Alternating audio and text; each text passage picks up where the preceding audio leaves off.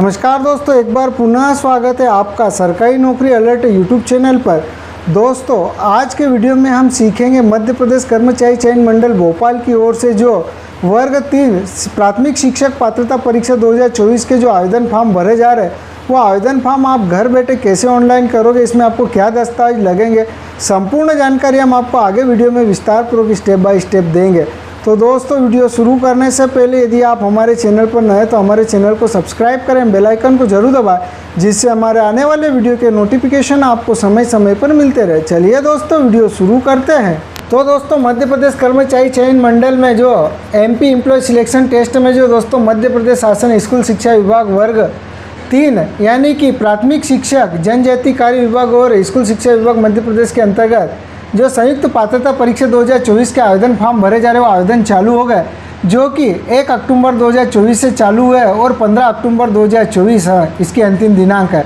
तो आपको आवेदन फॉर्म फिल करने के लिए सबसे पहले दोस्तों esb.mponline.gov.in मध्य प्रदेश कर्मचारी चयन मंडल MP ऑनलाइन के ऑफिशियल पोर्टल पर आना है। ये वाले पोर्टल की लिंक हम वीडियो के डिस्क्रिप्शन में उपलब्ध करा देंगे, जहां से आप डायरेक्ट ये वाले पोर्टल पर आकर आप अपना आवेदन कर सकते हैं। ये वाले पोर्टल पर आने के बाद में दोस्तों आपको सबसे पहले आपकी प्रोफाइल ESB की जो प्रोफाइल होती है वो प्रोफाइल आपके पास होना जरूरी है।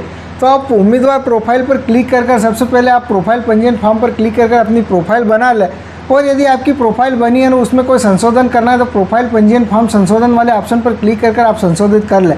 साथ ही दोस्तों, हमने नवीन प्रोफाइल और प्रोफाइल संशोधन की जानकारी पिछले वीडियो में दी थी, तो ये दोनों वीडियो हम ये वाले वीडियो के डिस्क्रिप्शन में दे देंगे, ताकि आप नई प्रोफाइल भी बना सके और अपनी प्रोफाइल भी संशोधित कर जो आवेदन करना है वो कर सके। अब हम बात करेंगे आवेदन फॉर्म कैसे करना है। तो उसके लिए उपलब्ध सेवा पर आना है और सबसे पहले नंबर पर मध्य प्रदेश शासन स्कूल शिक्षा विभाग एवं मध्य प्रदेश शासन जनजाति कार्य विभाग द्वारा प्राथमिक शिक्षक के लिए संयुक्त पात्रता परीक्षा 2024 का ऑप्शन दिख रहा है।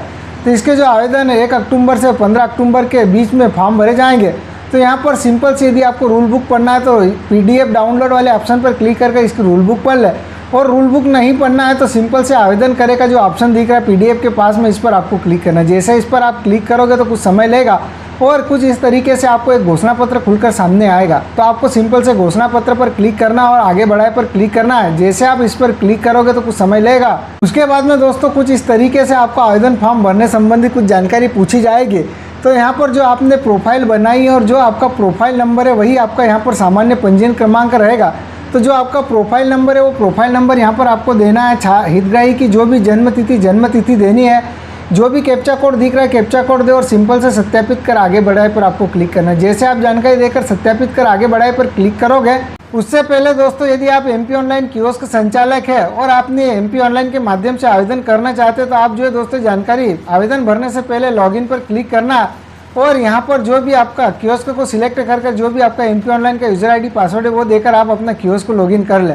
और आपके पास MP ऑनलाइन नहीं है तो आप डायरेक्ट आवेदन कर सकते हैं। तो यहाँ पर हम कियोस्क को लॉगिन कर लेते हैं। जैसे आप अपने कियोस्क को लॉगिन कर लोगे, उसके बाद में वही दोस्तों आपको आवेदन करे वाले ऑप्शन पर क्लिक करना है, घोषणा पत्र पर क्लिक करना है और आगे बढ़ाए पर क्लिक करना है। उसके बाद में दोस्तों जो भी प्रोफाइल नंबर है वो प्रोफाइल नंबर और जन्मतिथि देकर आपको लॉगिन कर लेना है। यदि आपके पास MP ऑनलाइन नहीं है तो आप डायरेक्ट प्रोफाइल नंबर और जो भी जन्मतिथि है कैप्चा कोड देकर आप लॉगिन कर सकते हैं। दोनों में फॉर्म फिल करने की प्रोसेस सेम रहेगी कि इसमें किसी तरह का कोई चेंज नहीं रहेगा। यदि आप MP ऑनलाइन संचालक नहीं तो आप डायरेक्ट फॉर्म फिल करें, और MP ऑनलाइन संचालक है तो यहाँ पर अपना कियोस्क को लॉगिन करने के बाद में आवेदन करें। तो यहाँ पर हम जानकारी देकर सत्यापित कर आगे बढ़ाए पर क्लिक करते हैं। उसके बाद में दोस्तों कुछ इस तरीके से आवेदन फॉर्म खुलकर आएगा, जिसमें सबसे पहले व्यक्तिगत विवरण। तो व्यक्तिगत विवरण में वही जानकारी शो होगी जो आपने प्रोफाइल बनाते समय दी थी, जिसमें आवेदक का नाम, माता का नाम, पिता पति का नाम, जेंडर, शैक्षणिक योग्यता, जन्मतिथि, सारी जानकारी आपकी जो प्रोफाइल के अनुसार है, फोटो, सिग्नेचर, सारी जानकारी आपको शो होगी। उसके बाद में स्क्रॉल कर सबसे नीचे आना है। उसके बाद में दोस्तों आप अपनी जानकारी अच्छे से मिलान कर ले, अच्छे से चेक कर ले, अच्छे से रिमार्क कर ले और स्क्रॉल कर सबसे नीचे आओगे तो यहाँ पर दोस्तों आगे बढ़ाए का एक ऑप्शन दिख रहा है। जैसे आप आगे बढ़ाए वाले ऑप्शन पर क्लिक करोगे तो कुछ समय लेगा और पुनः दोस्तों 1 से लगाकर 33 नंबर तक की जो जानकारी थी वो जानकारी जो है दोस्तों आपकी प्रोफाइल के अनुसार जो आपने पहले देखी थी वही जानकारी रहेगी। सुरक्षा के लिए हमने जानकारी हाइड कर दी और स्क्रॉल कर आप नीचे आओगे तो आपको कुछ यहाँ से 34 नंबर से आवेदन फॉर्म पुनः चालू होगा। तो यहाँ पर यदि आप भूतपूर्व सैनिक है तो इसको सिलेक्ट करें, और यदि आपने प्रोफाइल बनाते समय विकलांगता की जानकारी दी थी तो वो ऑटोमेटिक रहेगी, और नहीं है तो बिना वर्ग को आपको सिलेक्ट करना है। उसके बाद में दोस्तों क्या आप यहाँ पर मध्य प्रदेश स्थायी निवासियों के लिए आयु सीमा में छूट संबंधी अन्य जानकारी है, तो क्या आप शासकीय निगम मंडल स्वशासी संस्था के कर्मचारी अथवा नगर सैनिक है, यदि है तो हाँ को सिलेक्ट करें, नहीं तो नहीं को सिलेक्ट करें। क्या आप विक्रम पुरस्कार से सम्मानित खिलाड़ी है, यदि है तो हाँ को सिलेक्ट करें, नहीं तो नहीं को सिलेक्ट करें। क्या आप विधवा परित्यक्ता या तलाकशुदा है, यदि है तो हाँ को सिलेक्ट करें, नहीं तो नहीं को सिलेक्ट करना है। यदि आप हाँ को सिलेक्ट करते हैं तो उस स्थिति में दोस्तों उसकी जानकारी देनी रहेगी, और नहीं है तो नहीं को सिलेक्ट करें। उसके बाद में दोस्तों 39 नंबर पर एक ऑप्शन आता है, क्या आप अतिथि शिक्षक है। तो यदि आपने दोस्तों आपके पास अतिथि शिक्षक का 3 वर्ष का कार्य अनुभव है तो आप हाँ को सिलेक्ट करें, और यदि आप अतिथि शिक्षक के कार्य अनुभव आपके पास उपलब्ध नहीं है 3 साल का, तो नहीं को सिलेक्ट करना है। तो ये आप पर लागू, जो भी आपको उचित लगे वो सिलेक्ट करिए। यदि आपके पास है तो हाँ को सिलेक्ट करें, अन्यथा नहीं को सिलेक्ट करना है। उसके बाद में स्क्रॉल कर नीचे आना है। यहाँ पर जानकारी पूछी जा रही है, निर्धारित शैक्षणिक योग्यता का चयन प्राथमिक शिक्षक पात्रता परीक्षा में भाग लेने वाले आवेदक जो निर्धारित शैक्षणिक योग्यता अर्जित करने की परीक्षा के अंतिम वर्ष में प्रवेशरत है, वह भी पात्रता परीक्षा में बैठने हेतु मान्य है। यानी कि आप जो भी इसमें शैक्षणिक योग्यता मांगी जा रही है और उसके अंतिम वर्ष में यदि आप अध्ययनरत है, आपके रिजल्ट अभी तक नहीं आया है और आपका रिजल्ट जो है दोस्तों आप अंतिम वर्ष की परीक्षा दे रहे हैं, तो उस स्थिति में आप आवेदन कर सकते हैं। ऐसे आवेदकों को उस तिथि की अंक सूची उपाधि धारित किया जाना अनिवार्य होगा जिस तिथि को उनके परीक्षण हेतु शैक्षणिक योग्यता के प्रमाण पत्र मांगे जाएँ। यानी कि आपका जो दोस्तों यदि आपका इसमें सिलेक्शन हो जाता है और सेकंड परीक्षा में भी सिलेक्शन हो जाता है, और उसके बाद में आपका जो ज्वाइनिंग होती है और उस दिनांक जब ज्वाइनिंग में आपके दस्तावेज सत्यापित करने के लिए जानकारी आती है और आपके दस्तावेज सत्यापन कराए जाते हैं, उस स्थिति में दोस्तों आप जो अपनी अंतिम वर्ष की शैक्षणिक योग्यता जो अभी आप जो है दोस्तों अंतिम वर्ष में अध्ययनरत को सिलेक्ट करोगे, तो जिस तारीख को आपके दस्तावेज सत्यापन होंगे उस तारीख तक आपके पास ओरिजिनल मार्कशीट उपलब्ध होना चाहिए, तभी दोस्तों आपका जो आगे की प्रोसेस होगी। उसके बाद में कृपया नीचे दी गई शैक्षणिक एवं शिक्षण प्रशिक्षण योग्यता में आप उत्तीर्ण हैं या अंतिम वर्ष में अध्ययनरत है। यदि आप उत्तीर्ण हैं तो उत्तीर्ण को सिलेक्ट करें, और अंतिम वर्ष में अध्ययनरत है यानी कि अभी अध्ययनरत है तो अध्ययनरत को सिलेक्ट करें। तो जो भी आप पर लागू उसको सिलेक्ट कर ले। जैसे आप सिलेक्ट कर लोगे उसके बाद में दोस्तों यहाँ पर मेन ऑप्शन आते हैं प्राथमिक शिक्षक के भर्ती नियम 2018 नियम 8 की अनुसूची 3 के अनुसार प्राथमिक शिक्षक के लिए शैक्षणिक एवं शिक्षण प्रशिक्षण योग्यता, यहाँ पर जो दोस्तों टिक मार्क करना है। तो यदि आपके पास कम से कम 50% अंकों के साथ हायर सेकेंडरी अथवा इसके समकक्ष तथा प्रारंभिक शिक्षा में 2 वर्ष का डिप्लोमा यानी कि DLED या उसके समकक्ष है यानी कि 50% अंक है और आपके पास DLED है, तो आपको जो दोस्तों 12वीं के साथ में DLED है तो इसको A वाले को सिलेक्ट करना है। उसके बाद में कम से कम 45% अंकों के साथ हायर सेकेंडरी अथवा इसके समकक्ष तथा राष्ट्रीय अध्यापक शिक्षा परिषद मान्यता मानक और क्रियान्वयन विनिमय 2002 के अनुसार प्राथमिक शिक्षा शास्त्र में 2 वर्ष का डिप्लोमा है, तो आपको ये सिलेक्ट करना है। ये आप बड़ी ध्यानपूर्वक समझें और उसके बाद में जो भी आप पर लागू उसको सिलेक्ट करें। तो यहाँ पर दोस्तों कम से कम 50% अंकों के साथ हायर सेकेंडरी यानी कि आपके पास जो है दोस्तों 12वीं 50% अंकों के साथ है या इसके समकक्ष है तथा प्रारंभिक शिक्षा में 4 वर्षीय स्नातक उपाधि BLED है। यहाँ पे बीएड वाले को पात्रता नहीं दोस्तों, BLED होना चाहिए जो कि 4 वर्षीय स्नातक उपाधि यानी कि BLED हो तो आप इसको सिलेक्ट करें। यदि आपके पास BEd है और DLED नहीं है तो आप इसमें आवेदन नहीं करें, अन्यथा आप इससे बाहर हो जाएंगे। कम से कम 50% अंकों के साथ हायर सेकेंडरी अथवा इसके समकक्ष तथा शिक्षा शास्त्र विशेष शिक्षा में 2 वर्षीय डिप्लोमा यदि है तो D को सिलेक्ट करें। स्नातक उपाधि तथा प्रारंभिक शिक्षा में 2 वर्षीय डिप्लोमा अथवा इसके समकक्ष है तो E को सिलेक्ट करें। संस्कृत पाठशाला में के प्राथमिक शिक्षक संस्कृत संबंध में संस्कृत साहित्य व्याकरण आदि विषय के साथ मान्यता प्राप्त संस्था बोर्ड से उत्तर मध्यमा न्यूनतम शैक्षणिक योग्यता होगी। इसके अतिरिक्त व्यावसायिक योग्यता DLED उत्तीर्ण होना आवश्यक। जो भी आप पर लागू उसको सिलेक्ट करें। यदि आप 50% अंकों के साथ में जो है दोस्तों 12वीं उत्तीर्ण है और आपके पास DLED है, 2 वर्ष डिप्लोमा DLED है तो A को सिलेक्ट करना है। और इनमें से यदि आपके पास DLED नहीं है और जो भी आपके पास उपलब्ध है तो उसके अनुसार आप सिलेक्ट करें। लेकिन दोस्तों ध्यान रखें आपके पास BEd है और आप इसमें आवेदन करना चाहते तो आप आवेदन नहीं कर पाओगे।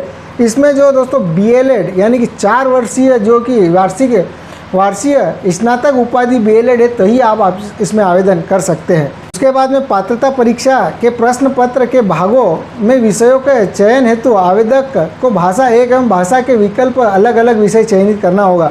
तो दोस्तों आप जो परीक्षा दोगे पात्रता परीक्षा, उसमें जिस सब्जेक्ट से आप परीक्षा दोगे तो उसमें 2 भाषा चयन करना अनिवार्य है।